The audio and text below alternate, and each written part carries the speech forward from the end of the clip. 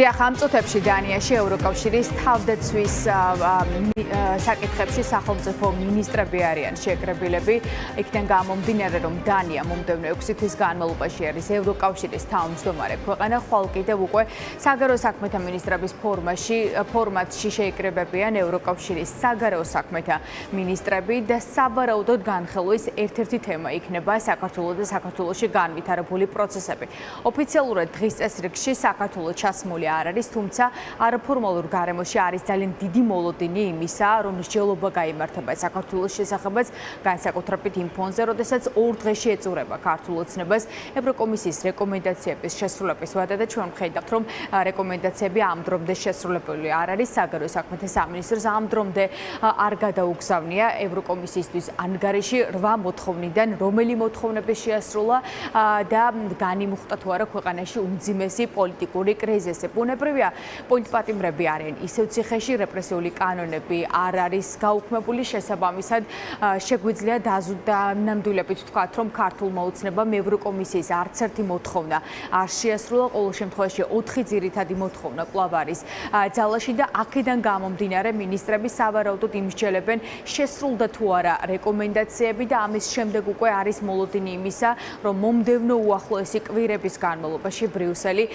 გადადგამს დამატებით ნაბიჯებს, იქნება ეს უვიზო რეჟიმის შეჩერება თუ არა, ამას გავიგებთ უახლოეს კვირებში, თუმცა ანალიტიკოსები და სპეციალისტები, რომლებიც ბრიუსელში მუშაობენ, ამბობენ პირდაპირ, რომ უვიზო რეჟიმის შეჩერება პრაქტიკულად არის გარდაუვალი, მხოლოდ დროის საკითხია, როდის ამოქმედება ეს მექანიზმი და რამდენი თვის განმავლობაში შეუჩერდება ქართული ოცნების ანტიდასავლური ქმედებების გამო ქართულ ხალხს უვიზო რეჟიმი. პრაქტიკა აჩვენებს, რომ სავარაუდოდ პირველ ეტაპზე 9 თვის განმავლობაში შესაძლოა შეუჩერდეს საქართველოს უვიზო რეჟიმი და ამის შემდეგ უკვე ევროკავშირის ლიდერები დააკვირდებიან საქართველოს ხელისუფლების მხრიდან შემხედრ ნაბიჯებს, თუ ესეც არ მოხდება, ამის შემდეგ უკვე შესაძლოა გახანგრძლივდეს. ეს ყველაფერი დამოკიდებულია იმაზე, შეასრულებს თუ არა ოცნება რეკომენდაციებს და რა პასუხს გასცემს ბრიუსელი ქართულ ოცნებას შეუსრულებელი რეკომენდაციების ფონზე.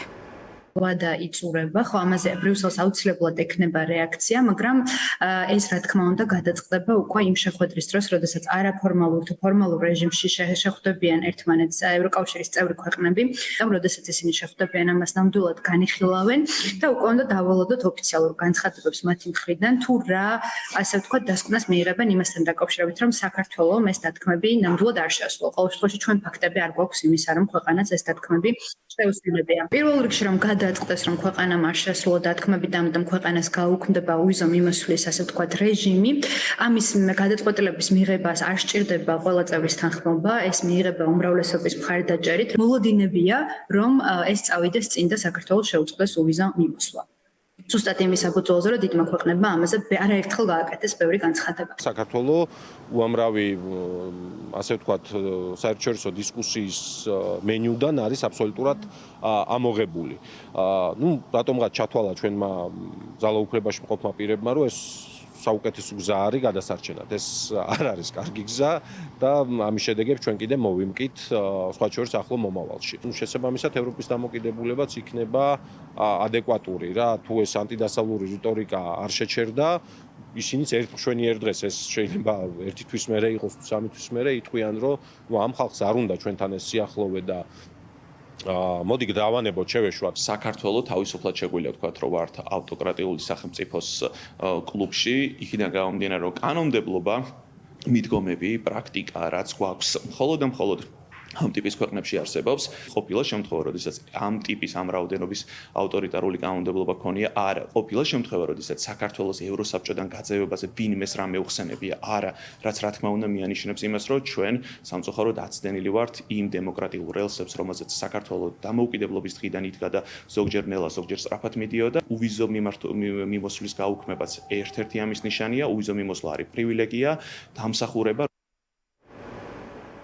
უვიზო რეჟიმის შეჩერება საქართველოსთან მხოლოდ 15 ქვეყნის თანხმობა სჭირდება, 2/3-ის თანხმობა ევროკავშირში შესაბამისად ამ საკითხს პრორუსი ვიქტორ ორბანი ვერ დაბლოკავს და არის მაღალი მოლოდინი იმისა, რომ მომავალი წლიდან შესაძლოა ეს მექანიზმი ამოქმედდეს, იქიდან გამომდინარე, რომ ევროკავშირის დიდი სახელმწიფოები აქტიურად საუბრობენ უვიზო რეჟიმის დროებით შეჩერებაზე ხელისუფლების ანტიდასავლური ქმედებებიდან გამომდინარე, ის რომ დღეს საქართველო არც ერთ ფორმატში არ მოქმედებს ევროკავშირის სტანდარტებით და დღეს საქართველოში დემოკრატიის ნაცვლად ხედავენ ავტოკრატიულ მმართველობას. 4 ძირითადი მოთხოვნა ჰქონდა 31 აგვისტომდე ქართულ ოცნებას შესასრულებელი, ეს არის რეპრესიული კანონების გაუქმება, პოლიტპატიმრების გათავისუფლება, დევნის შეწყვეტა, მშვიდობიანი მოქალაქეების წინააღმდეგ და პოლიტიკური დიალოგი, თუმცა ჩვენ ვხედავთ, რომ ვადის ამოწურვამდე 2 დღით ადრე არც ერთი მოთხოვნა არ შესრულებულა.